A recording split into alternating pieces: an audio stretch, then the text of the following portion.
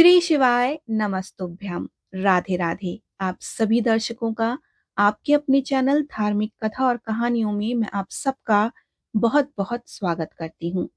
आज के इस वीडियो में आप जानेंगे कि फागुन माह के कृष्ण पक्ष की प्रदोष काल का पूजा मुहूर्त और साथ ही प्रदोष व्रत की कथा भी हम आपको आज सुनाने वाले हैं।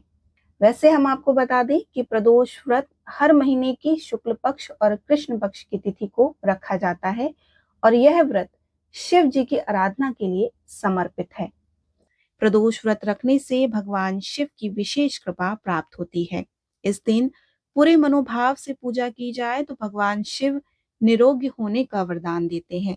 जीवन में खुशहाली आती है, कष्टों से मुक्ति मिलती है, वैवाहिक जीवन बेहतर होता है और साथ ही साथ सुख समृद्धि के द्वार भी खुलते हैं। को बता दें कि भौम प्रदोष व्रत के दिन हनुमान जी और शिव जी की पूजा की जाती है और मान्यता है कि भौम प्रदोष व्रत करने से मांगलिक दोष दूर हो जाते हैं। 25 फरवरी दिन मंगलवार को प्रदोष व्रत रखा जाएगा।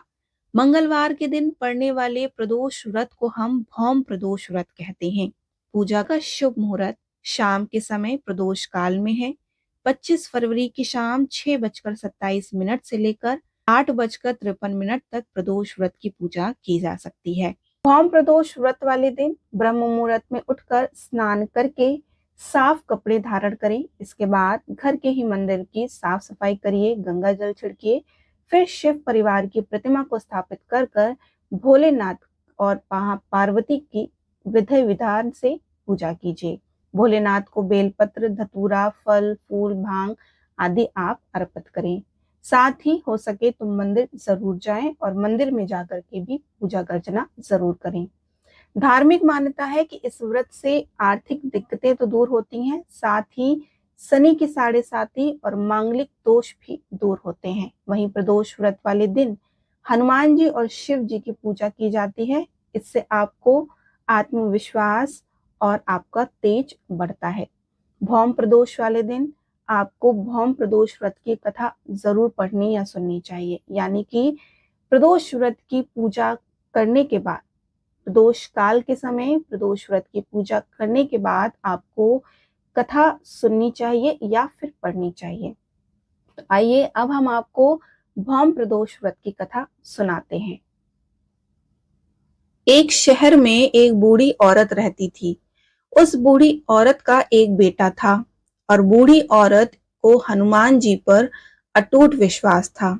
इसलिए हर मंगलवार को वह महिला अत्यधिक भक्ति के साथ भगवान हनुमान का उपवास रखती थी और प्रार्थना करती थी। एक दिन जब उसने भगवान हनुमान जी से प्रार्थना की तो प्रभु खुद उस बूढ़ी महिला से मिलने के लिए आ गए। उन्होंने एक बूढ़े ऋषि का रूप धारण कर लिया और यह कहते हुए उसकी झोपड़ी में चले गए, क्या कोई है जो इस घर में हनुमान का उपासक है? कोई है जो मेरी बात सुन सकता है और मेरी इच्छाओं को पूरा कर सकता है? इस तरह वह ऋषि लोगों को बाहर बुलाने लगा। तब उसकी आवाज सुनकर बूढ़ी औरत बाहर आई और विनम्रता पूर्वक ऋषि से उसकी इच्छाएं बताने को कहा। तो हनुमान जी ने कहा कि वह भूखे हैं और खाना खाना चाहते हैं, लेकिन उससे पहले उसके लिए फर्श साफ किया जाए।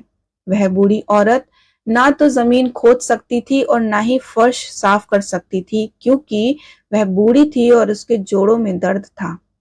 अतः उसने अपने दोनों हाथ जोड़कर हनुमान जी से अनुरोध किया कि वह इस काम के बजाय कुछ और करने का आदेश दें, वह उसे निश्चित रूप से कर देगी।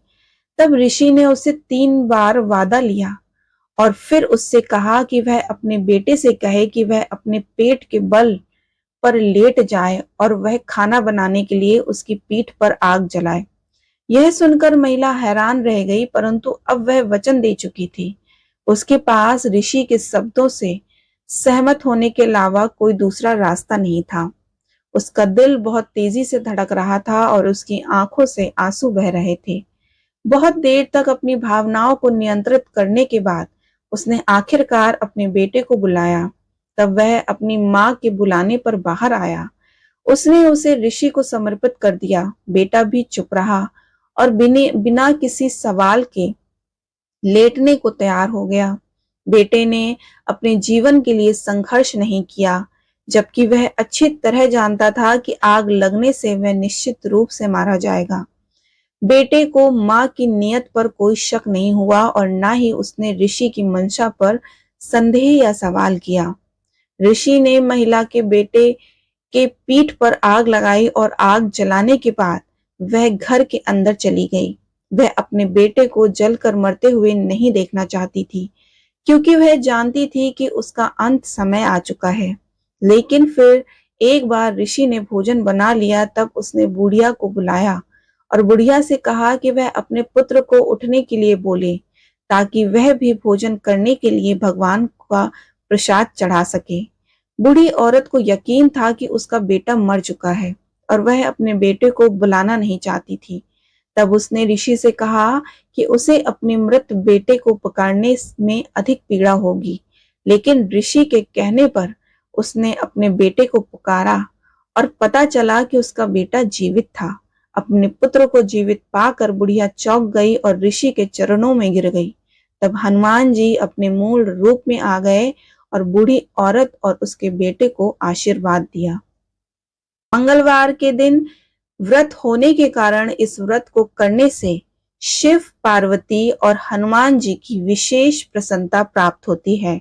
जिन जातकों में की कुंडली में मंगल ग्रह खराब अवस्था पर बैठा हो, उन्हें मंगल प्रदोष व्रत करना चाहिए। इस व्रत को करने से उन्हें मंगल तथा भगवान शिव पार्वती का विशेष आशीर्वाद प्राप्त होता है। इस व्रत का पारण अगले दिन शिवलिंग पर जल चढ़ाने से होता है। मंगल प्रदोष व्रत के दिन पंचाक्षरी मंत्र ओम नमः शिवाय तथा मंगल के ही बीज मंत्र ओम क्राम क्रीम क्रौम सह भौमाय नमः का जाप करना चाहिए। यदि संभव हो सके तो इन मंत्रों से अपनी क्षमता के अनुसार हवन में आहुतियां भी डालनी चाहिए। सभी ग्रहों में मंगल ग्रह विशेष ऊर्जा और शक्ति का प्रतीक है। मंगल की पूजा के लिए लाल रंग का विशेष महत्व है।